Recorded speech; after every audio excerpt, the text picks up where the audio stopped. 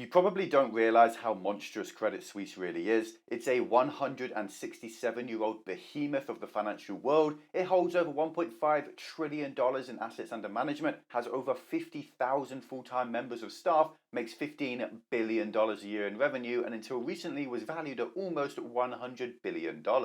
And over the last few days, fears have been exploding as Credit Suisse's share price has been getting just absolutely hammered amid the contagion that we are currently seeing across the entire banking sector around the entire world. As of right now, Credit Suisse has essentially been bailed out by the Swiss government, but of course the media wouldn't dare report the truth, so they're claiming all is well, all will continue to be well, oh, and of course this isn't actually a bailout. The truth, though, is that over the last few months, I have done my best to reveal to you all exactly what is going on in the banking sector. I exposed the $90 trillion bubble that is hidden off balance sheet. I've exposed the dangerous levels of unrealized losses across countless banks around the world, and I've been intimately following the banking crisis that has erupted over the last week. When Silvergate, the first bank, fell, I was swarmed by comments claiming I was fear-mongering, that I was spreading FUD and trying to crash the economy. Then Silicon Valley Bank collapsed too, and once again my channel was inundated with abuse, claiming I was making up these problems and there was nothing to worry about at all. Then there was a bank run on First Republic Bank, and then Signature Bank crashed too, and then a crisis with Credit Suisse emerged, a bank larger than all the others combined, and still people stuck their heads in the sand and insisted all was well. Now we find ourselves on the other side of this crisis. According to the mainstream media, their current line of attack is that the contagion has been contained, the depositors will be made whole, and there is nothing wrong with our banking system at all. And while the next few weeks will probably see things slow down, the problems still exist, the issues still remain, they have just been buried. Just yesterday, I released a video talking about a hedge fund whose explicit purpose is to seek out and predict black swan events, and within just hours of the video going live, it was demonetized and hit with age restrictions, which forced me to take the video down. I know you've heard a lot about my free newsletter Stoic Markets and how it's the only way I can ensure you get the information that you really need, but it is a fact that this video I released yesterday is imperative information for all investors out there, and it performed worse than any other video I've released in 2023 because YouTube simply doesn't want it seen. In exactly 6 days, I'll be sending out all that information to my email newsletter, and I'll make sure to keep you totally and utterly up to date on everything within the banking sector, so you'll be the first to know when this crisis re-emerges. It's 100% free, and you can always unsubscribe too, so check out the link down below for Stoic Markets. Now, what's really going on with Credit Suisse and where did this all come from? Well, first, a very quick brief recap of the banking crisis so far. Now, banks get lots of money in deposits and they're able to invest with those deposits or lend them out to generate an income. They are legally required to hold a certain amount of those deposits in liquid assets though, so that people can still take their money out if they choose to. One of the liquid assets they're allowed to hold are government bonds, but with these government bonds, they're allowed to hold them to maturity, which means that their market values don't actually matter as long as they hold them to that maturity date, because then they get the full coupon value back. But that is only a special accounting rule put into place by banking lobbyists. In reality, the market price does matter because these are supposed to be liquid assets, and the only way they are liquid is if they are sold or not held to maturity. So when we see bond prices fall by 40% like we have over the last 2 years, banks all around the world find themselves sitting on top of trillions of dollars of paper losses, and when people finally go to take their money out, those banks will have to realize those losses. This is fundamentally why these banks started to fall, because they had to realize those losses that they were legally allowed to pretend didn't exist because banking lobbyists corrupted the political system and rigged the rules in their favor.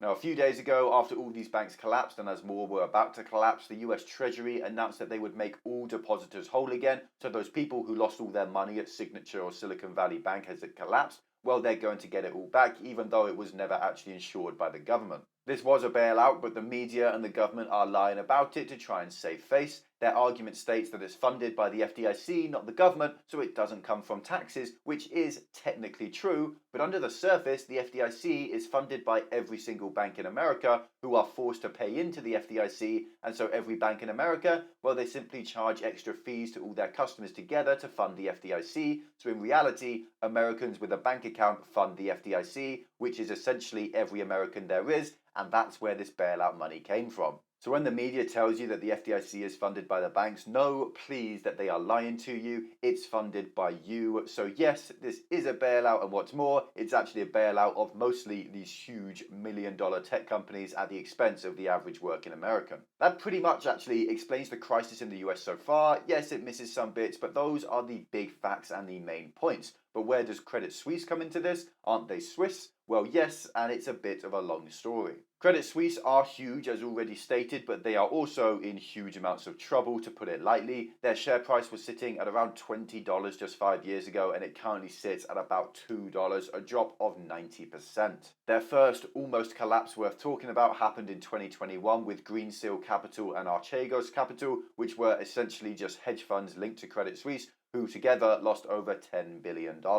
That's a long story, but it really comes down to stupid investments, awful risk management, and a disregard for the rule of law. Then they've suffered from some awfully bad PR as it emerged that they had been laundering money for a cocaine trafficking ring across Europe. They've been helping Russian oligarchs escape sanctions and numerous other illegal and immoral things. Rumours of their collapse have been circling for a long time, but the last few days haven't been rumours, they've been a real-time, slow and steady collapse of Credit Suisse. Today's problem for Credit Suisse really comes off the back of these American bank failures in what is essentially contagion. Sentiment around the banks dropped off a cliff for obvious reasons. Other more stable banks have just collapsed, and everyone knows that Credit Suisse was on the brink already, so investors started to expect them to collapse as well, and that in and of itself can actually create a bank run and a collapse. If too many investors, partners, clients, or depositors start to believe the rumours, then they all go running for the doors at once, and suddenly Credit Suisse has to try and process $1.5 trillion worth of redemptions that they literally don't have any money for. This is what a bank run, and the market started to price the likelihood of a bank run as very likely. Over the last week or so, Credit Suisse's share price fell by over 50% as investors ditched their positions. And this whole effect was made even worse by the fact that it wasn't just rumours or sentiment that was poor for Credit Suisse, as the literal bank itself reported that their auditors had found material weakness in their financial reporting, and they had asked the Swiss National Bank for help. This was really the trigger that sent Credit Suisse into the news cycle, as this is roughly equivalent to Credit Suisse screaming for its mother, begging for another chance. Now, I'd like to quickly remind you that even Bear Stearns and Lehman Brothers claimed everything was okay right up until the moment they collapsed. Then it emerged that Credit Suisse's largest single shareholder, the Saudi National Bank, declared that they would buy no more shares in the company and wouldn't help them avoid a collapse. This sent investors into even more of a frenzy as the company's biggest shareholder, who had literally hundreds of billions of dollars at stake here, decided that even this was too risky for them and they didn't want to risk any more cash. This sent worldwide markets shaking, but in particular, this hit European stocks and European banks particularly hard for obvious reasons. HSBC, for instance, had already seen its share price decline by about 10% over this last week, and they saw it fall another 5% as this Credit Suisse crisis emerged. So things were not looking well. The media and the governments of the world, and many YouTubers too, told us that there would be no contagion, that the problems were just focused in a few specific American banks, and all of a sudden it became abundantly clear how wrong these people were. So governments were forced to step in to essentially bail out Credit Suisse and reveal to the world that they were going to bail out other banks if they are going to crash too, in an attempt to appease investors and convince everyone that there are no problems with the banks, to convince us all that our money is actually safe. The Swiss National Bank, the Central Bank of Switzerland, announced a $54 billion emergency loan to Credit Suisse, which they will use to buy back a bunch of their debt to ensure they are able to continue to function. Essentially, the Swiss government is saying Credit Suisse is too big to fail. If they need $54 billion to pay off some debts, then we will give it to them. And of course, they aren't going to be trying to profit from this at all. They are just trying to keep Credit Suisse alive. Again, you will see many people claim this isn't a bailout for a number of different reasons, but the truth is different. Without this support from the Swiss National Bank, Credit Suisse would have collapsed without a doubt. They even admitted it themselves. Of course, this time around, it isn't Americans bailing out this bank, but it is everyday ordinary citizens of Switzerland. Why the mainstream media is so intent on ensuring the public doesn't realise what is going on here, I have to admit, that does elude me. I'm not 100% sure why they are lying so strongly about this, but bought and paid for obviously comes to mind. As for this banking crisis, the narrative today is that it's over, it's fixed, solved, and doesn't exist anymore. We've seen the US Treasury secure every single deposit in the United States in a bailout that isn't a bailout. We've seen the Swiss National Bank give away $54 billion in essentially free debt to a company that would have collapsed if it weren't for that cash injection in a bailout that isn't a bailout. And we've seen numerous other countries' governments indicate that they are willing to do the same thing, with the British government announcing that they would implement emergency support for British SVB depositors who lost their money before HSBC bought the British arm of that bank in what would have been a bailout that isn't a bailout. From an investor's point of view, it's clear that too big to fail still exists, that none of these banks will be allowed to go under, and that for now, the crisis actually has ended most likely. If it continues, it doesn't even matter because we will simply hear about another bailout that isn't a bailout. Don't be fooled though, the problems around this absolutely still exist. These bond losses still mount into the trillions of dollars. The $90 trillion off balance sheet debt bubble still exists. Inflation is still high and interest rates still need to go higher. We have just witnessed a band-aid being applied to a sucking chest wound, and we're being told that the surgery was a total success. The crisis likely has ended for now, but this is just a pause. It will continue whether in a week or a month or a year. You cannot hide trillion-dollar losses forever, and so you need to recognize that the media is lying to you and their interests are not aligned with yours.